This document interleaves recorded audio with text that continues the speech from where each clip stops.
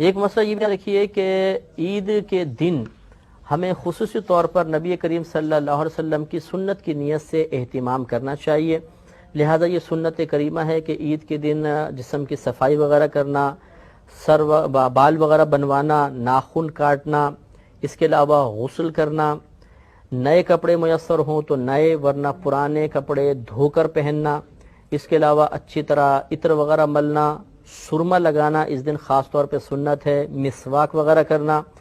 اور یہ نبی کریم صلی اللہ علیہ وسلم کی عادت کریمہ تھی کہ آپ ایک راستے سے عیدگاہ میں جاتے تھے اور دوسرے راستے سے واپس آتے تھے.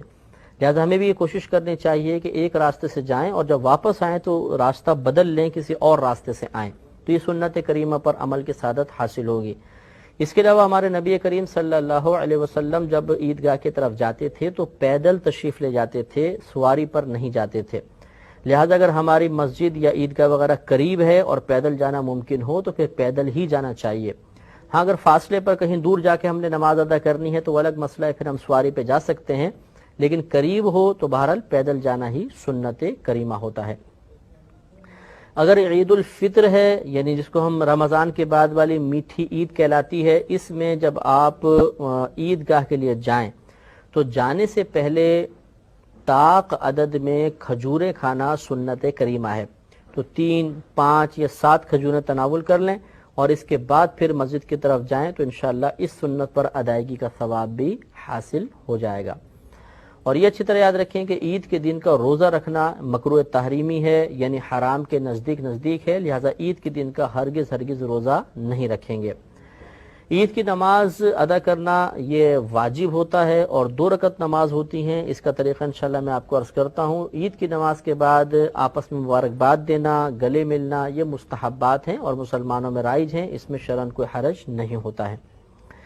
ایک مسئلہ یہ بھی یاد رکھیں کہ عید کی نماز آپ ادا کرنا چاہیں تو کوشش کریں کہ پہلے جلدی جانے کی کوشش کریں.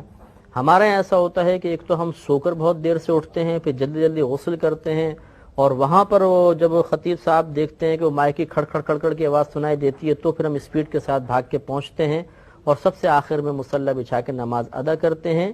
اور راہ فرار اختیار کرنے میں سب سے پہلے ہم ہوتے ہیں، کیونکہ سب سے پیچھے ہوتے ہیں تو سب سے پہلے نکل جاتے ہیں.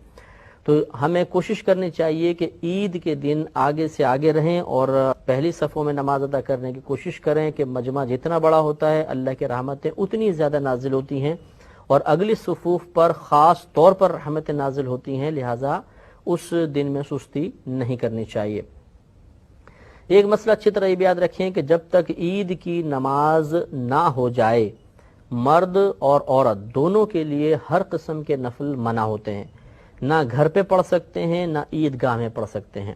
لہذا خواتین گھر میں نہ پڑھیں، مرد بھی نہ پڑھیں. پھر اگر مرد مسجد میں آئیں تو تحیت المسجد وغیرہ بالکل ادا نہ کریں، تحیت الوضو نہ پڑھیں، بلکہ پہلے عید کی نماز ادا کریں. چنانچہ اس دن چاش اشراق وغیرہ نہیں پڑھیں گے، یعنی عید کی نماز سے پہلے. پھر اس کے بعد جب عید کی نماز ہو جائے تو پھر بھی مردوں کے لیے سنت یہی ہے کہ وہ عیدگاہ میں یا مسجد میں ہی نماز ادا نہ کریں، بلکہ اپنے گھر جا کر اگر چاہیں تو پھر چاش اشراق وغیرہ ادا کریں. اور جو گھر کی مسلمان بہنیں ہیں وہ بھی مردوں کی جماعت کا انتظار کریں. قریب ترین مسجد میں جب جماعت ہو جائے اس کے بعد وہ گھر پر اپنے نوافل وغیرہ ادا کر سکتی ہیں، اس سے پہلے ادا نہ کریں.